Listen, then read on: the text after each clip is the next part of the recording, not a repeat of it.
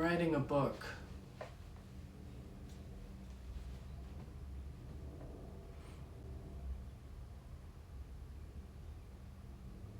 I don't know what it's called yet. I don't know what to call it. But it's about a man who gets hurt a lot, and he keeps trying to get hurt, he keeps getting hurt. And one night he goes to karaoke and he gets hurt very badly. I don't think I'll finish writing this book, but if I do, I think I'm going to print it out, one copy, then bury it, doing the best I can do, given the circumstances. Life's been pretty insane. I've done some things recently that I regret. But here we are, it's February 2026, and I have some really interesting things lined up for this year. So it's exciting, you know, and to the 10 people who watch this video, I just want to say thanks for, you know, not giving up on my creative trajectory, even though ostensibly you should have a long time ago. Now it's just a matter of how much alcohol I can manage not to drink for enough time that it takes to shit something out of my atrophied asshole. And how much cocaine it takes to revive me to the point where I'm able to get a few sentences out. And then once I get to that sweet spot of proper inebriation, discussing it at length with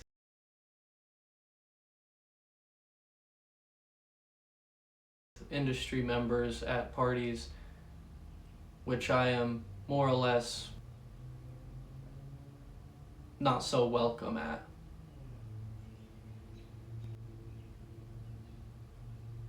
These parties, they don't exist in Kansas City, and that's where I live. So, you know, in order to really get anywhere as like an aspiring writer or whatever, can't really live here.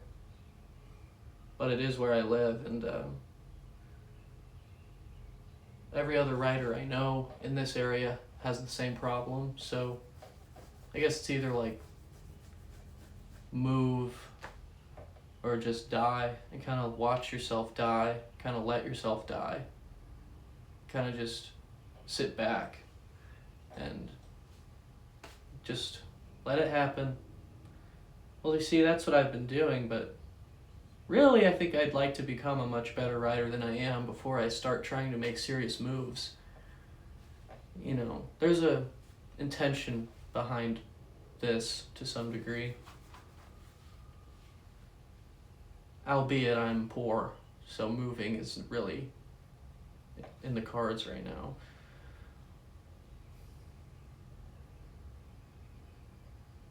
So I have dreams and intentions and whatnot, but I'm 23 and I've not really done anything that I want to do by now. So, yeah.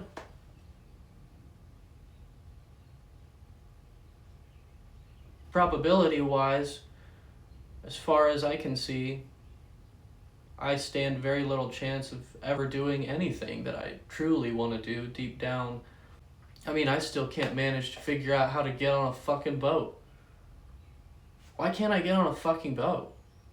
Seriously, I've been trying for fucking years to just go out on the ocean and ride the waves and maybe, you know, push through the storm, you know, the mighty waves and whatnot, have some danger in my life, have something interesting, you know, the sprawling distance just godlike speaking to me, and I can't have that because I live in the middle of the country, and nobody wants to let me on their goddamn boat.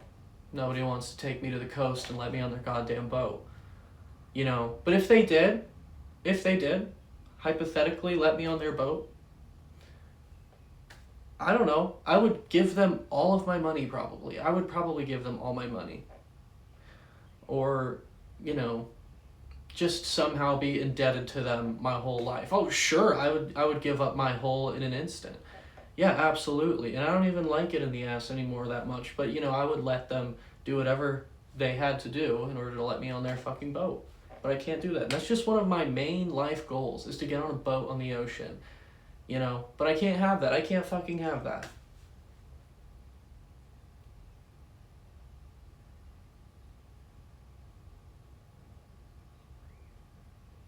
Anyway, the only thing that's really keeping me excited about life is this little project called Jim and Charlie Go to Bars that I'll be shooting this year. It's like a documentary sort of thing where yours truly and my close friend, dear friend Charlie, will be going to bars.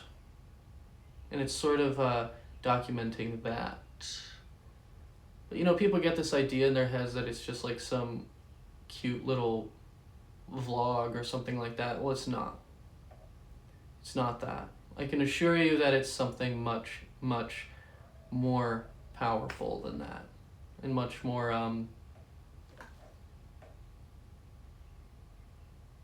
you know, belonging in a museum type of thing.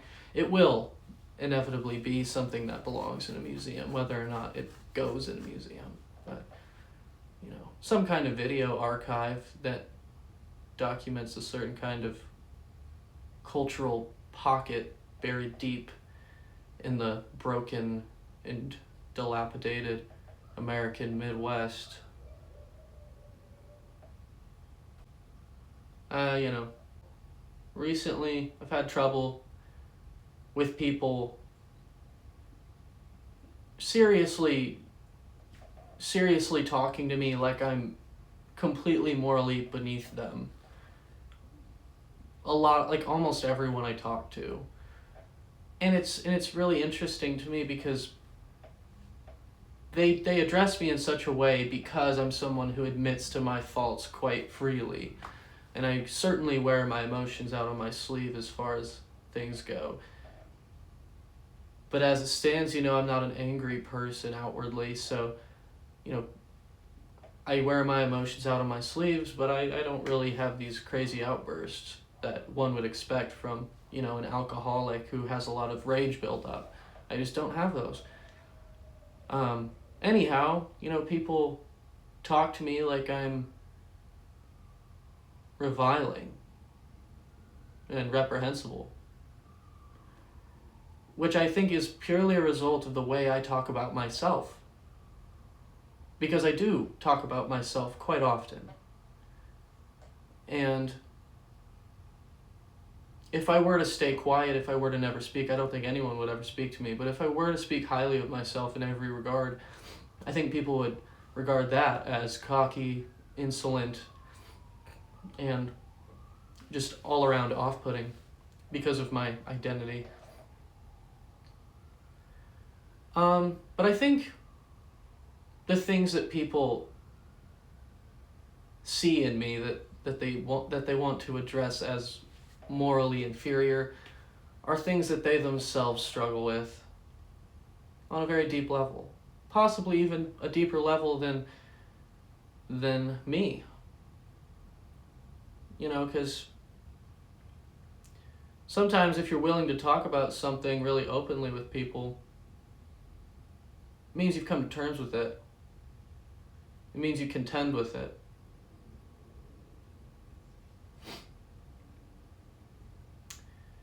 I have an open, free admission at all times that I am a selfish person.